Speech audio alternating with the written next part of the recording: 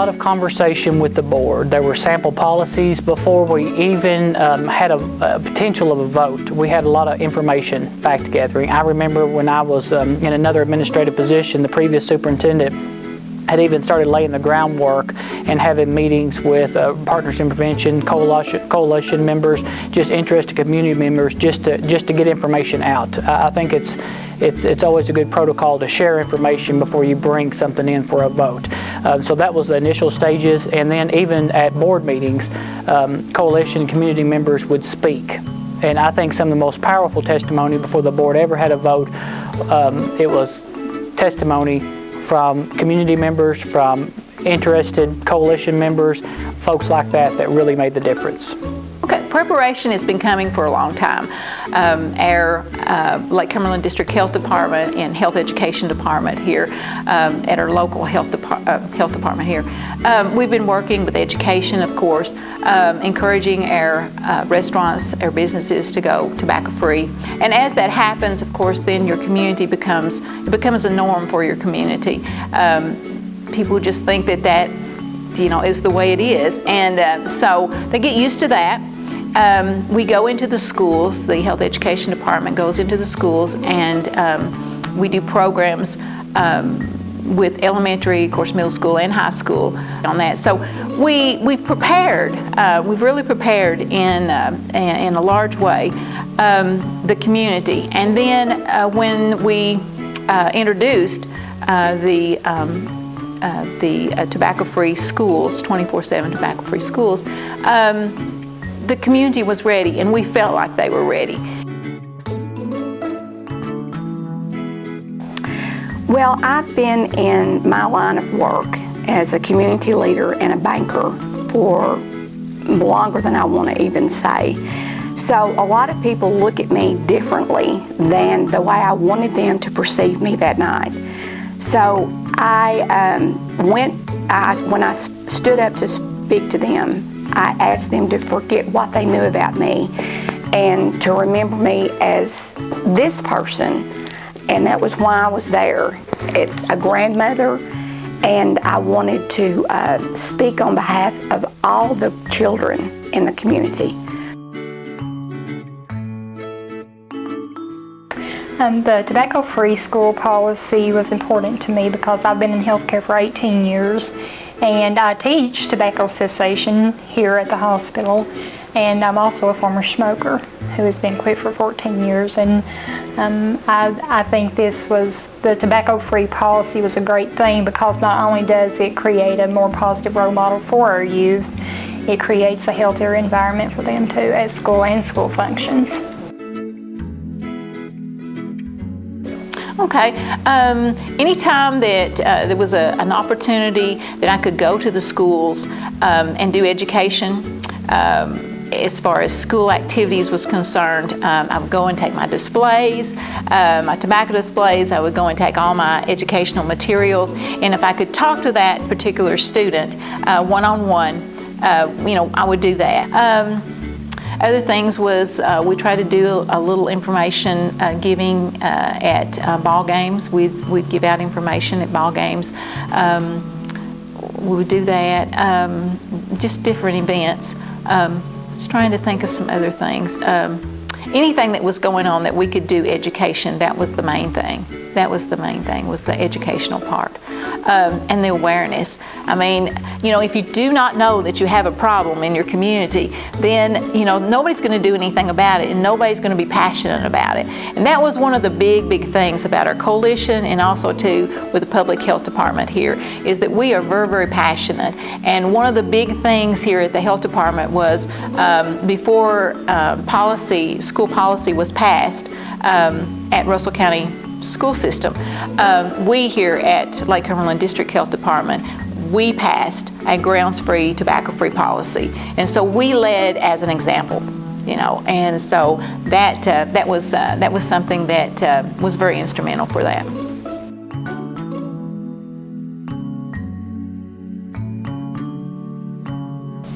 Well, obviously the large sign you see when you come onto campus, it is there. But then when we have different sporting events, we have an announcement that goes across to let parents other fans know that this is a smoke-free campus?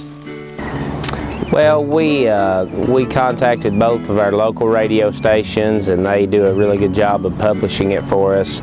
Also, the local paper has things that they run for us. We do different types of social media to advertise it along with our district website.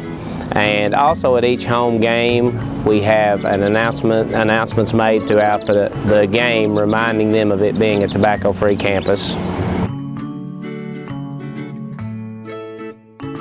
I take a lot of phone calls, get a lot of emails, text messages too. I've not had anybody call and complain about that. I think it's hard to complain when you're trying to set a good example for kids. And I think it's important to note again that we're not trying to take something away from adults. Adults can make those decisions for themselves. But this is really an example, a learning tool for kids. And it also gives, I remember high school administration, they would have to fight that battle with students that said, well, you all can use tobacco, even if an 18-year-old at school, they would have if caught with tobacco. This gives a little bit more ammunition, a tool in the toolbox, if you will, to say, it's not allowed for anybody. This is the example that we set for everybody. And so I've not dealt with that. I may have had a few eye glares when I've asked someone to put out a cigarette or do something like that, but I've not fielded any phone calls, any emails of someone that's against this policy.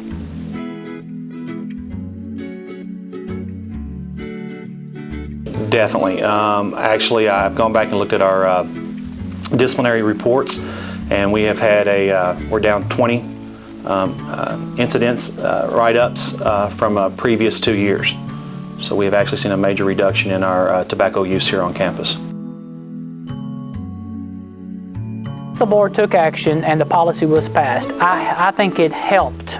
It helped as a selling point that there was going to be an educational year, that we were going to let community know, we were going to let our staff know. Obviously with the district our size, with the number of employees we have employees that use tobacco. And again, we weren't trying to take that from them, but we asked for people to respect the district's policy. So that gave us a year, and I think that was pivotal. I think that's important. I know some school districts, they can jump right into it, and that's great, it worked for them. This worked for us. And so that gave everybody a year to, if they wanted to enter into a cessation program, make the adjustments to their lifestyle, whatever. But it also, I think even greater than that, it gave us a year to educate the community. Hey, respect us, respect our policy when you come to our basketball games. Please don't go outside and use tobacco. And so that really helped as well. And we continue those efforts. It's still, let's not be naive, it's still a battle that you face, that you have to ask people. And I find out that's what probably does the most, to just ask people, hey, we're a tobacco-free campus. Please respect that. And people ultimately do. They do.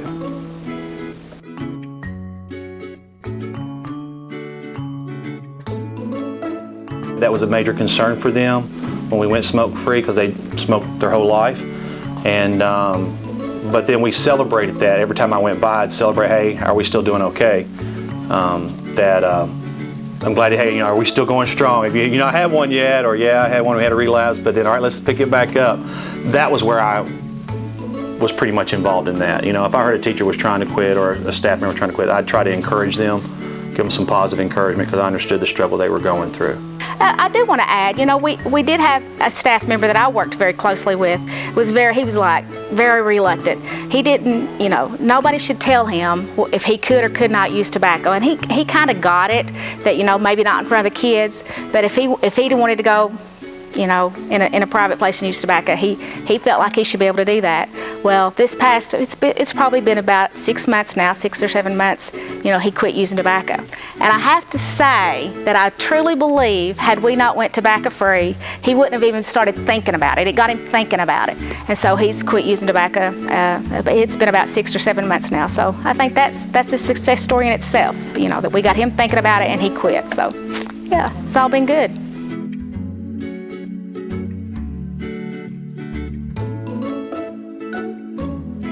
This is a continuous process. The Russell County school system, as far as their policy is concerned, we want to continue to make that policy better. And so we're going to do a review of that policy periodically, and we're going to make sure that that policy is strong and that it fits changing times. And so we want to make sure that we're going to include the e-cigarettes. That was something that we didn't include at the beginning, and so the process never ends. We continue to educate, and we're going to continue to make that policy stronger and for the health of not only our students but the staff at Russell County High School, and also too just the community in general. So we're very, very proud of our school. We're very proud of our superintendent for being so supportive of this policy, and our board members, of course, and then just the community in general. I know, and again, this came from community coalition partners. We're going to look at e-cigarettes, the vapor and all those things like that. That's still an issue that we deal with students. Obviously, that's prohibited for students, but we want to make that policy encompass that. And really, there's some wiggle room in our policy where someone, an employee, for example, or a community member, could argue with me that that's not prohibited. So we're going to solidify that in our policy. I think going forward, our advice for other school districts is involve students, community support, coalition members. All those people can make it. They can sell it for you. Sometimes it's difficult for a superintendent to say, I want this, or this is what's best for a district. But when you have the total support of the community, it makes good things happen for kids.